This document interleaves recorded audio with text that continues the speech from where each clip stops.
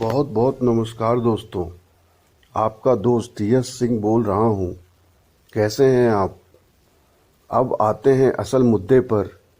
दोस्तों, अगर मेरी आवाज़ स्लो लग रही हो तो कृपया ऑडियो की स्पीड बढ़ा लीजिएगा। तो दोस्तों, मोदी सरकार ने कर ही दिया ना कांड जिसका डर था। पूरे वीडियो में बने रहिए पूरी बात समझने के लिए। तो दोस्तों, आपको पता ही है कि मोदी सरकार किस तरह पूरी तरह से लगी हुई है अडानी कंपनी को बचाने में। आप मेरे बाकी वीडियोस भी प्लेलिस्ट में जाकर देखेंगे तो आपको समझ आ जाएगी ये बात, जहां मैंने पूरी तरह विश्लेषण करके आपको एक एक बात समझाई है अडानी मसले में। दोस्तों, शुरू से ही मोदी सरकार लगी हुई है अडानी कंपनी को बचाने में।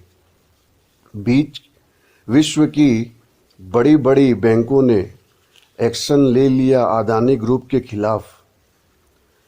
किसी ने अडानी का बॉन्ड लेने से मना कर दिया, तो किसी ने अपने सेंसेक्स से उसे निकाल दिया, तो किसी ने अडानी के काले कारनामों का पर्दाफाश कर दिया। दोस्तों, ठीक है, लेकिन मोदी सरकार ने आज तक भी किसी भी अपने एजेंसी को इस अडानी मसले पर जांच बैठाने नहीं बोला, बल्कि ओपोजिशन पार्टीज की जांच बैठाने की मांग तक को खारिज कर दिया। और तो और जो भी आला अधिकारी जैसे एलआईसी के चेयरमैन, बैंक ऑफ बड़ौदा के चेयरमैन जो कहते हैं कि वो और भी पैसे अपने बैंकों के लगा देंगे अडानी कंपनी पर, तो उनकी नौकरी की अवधि को सरकार और बढ़ा देती है। हम पूछना चाहते हैं उन बैंक के अधिकारियों से जो कहते हैं कि वो और भी बैंक का पैसा लगाएंगे अडानी की कंपनियों में, तो हम उन हरामखोर अधिकारियों से, देखिए दोस्तों, ये कोई शब्द नॉन पार्लियामेंट्री शब्द तो है नहीं, तो इसलिए मैं कह रहा हूँ कि हम उन हरामखोर अधिकारियों से पूछना चाहते हैं कि बैंक का पैसा आम जनता का पैसा है या उनकी अपनी जायदाद है जिसे वो झोंक देना चाहते हैं अडानी कंपनी में। अब दोस्तों, दूसरी बात यह है कि अडानी मसला जिसका अब पर्दाफाश हो रखा है हिडेनबर्ग रिपोर्ट की वजह से, तो अब क्या है कि अडानी कंपनी के शेयर के भाव गिरे जा रहे हैं। और अब अडानी कंपनी जिस तरह बाहर से सेल कंपनियों के जरिए जो पैसा लगवा लेता था अपने शेयरों में दाम बढ़ाने के लिए, वो भी अभी पॉसिबल नहीं हो पा रहा है।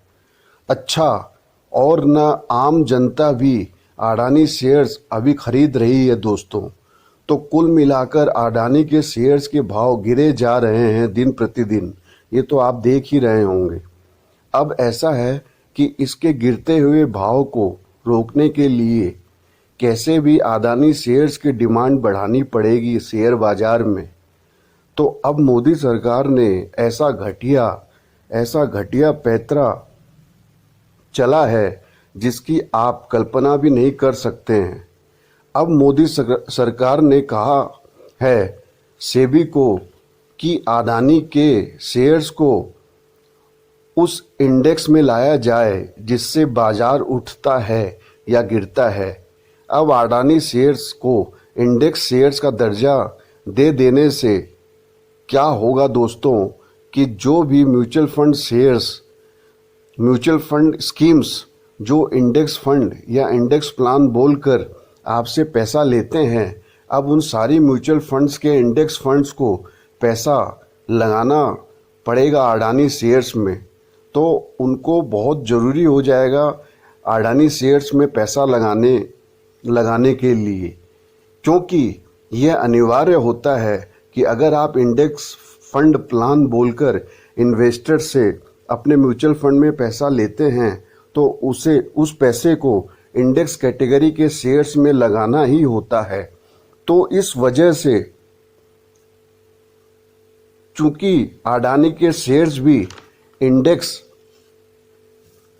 कैटेगरी में ज़बरदस्ती डाल दिए गए हैं, इसलिए अब उन शेयर्स को भी म्यूचुअल फंड्स को खरीदना पड़ेगा। अब आप ही बताइए दोस्तों, अगर एक डूबती हुई कंपनी जिस पर जांच बैठानी चाहिए, जिस कंपनी को इंटरनेशनल बाजार अपने कैटेगरी से हटा रखा है, जिसने इंटरनेशनल बाजार ने इस कंपनी के ऊपर जांच बैठाने को कह दी है। हिडेनबर्ग रिसर्च रिपोर्ट में ये दावा हो चुका है कि ये कंपनी किस फर्जीवाड़े तरीके से अपने शेयर्स के दाम बढ़ाती है भारत के शेयर बाजार में। उस कंपनी पर मोदी सरकार अगर आपको म्यूचुअल फंड इन्वेस्टमेंट करवाएगी तो आपको घाटा होगा या फायदा, आप ही बताइए दोस्तों। मेरी समझ से तो वो इन्वेस्टर्स मूर्ख ही होंगे जो अब भी इंडेक्स फंड से अपने पैसे नहीं निकालेंगे। बाकी आप सब अपना अपना दिमाग लगाइए दोस्तों।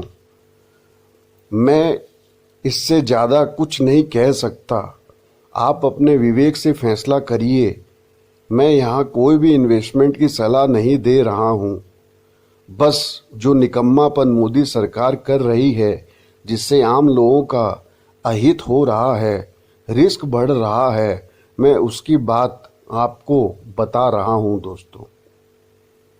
आशा करता हूँ मेरा विश्लेषण आपको समझ में आया होगा दोस्तों। तो आज के लिए बस इतना ही। बाकी और वीडियोस भी मेरे प्लेलिस्ट पर जाकर आराम से सुनिए दोस्तों। आपका दोस्त यश सिंह साइनिंग ऑफ। सत्यमेव जयते।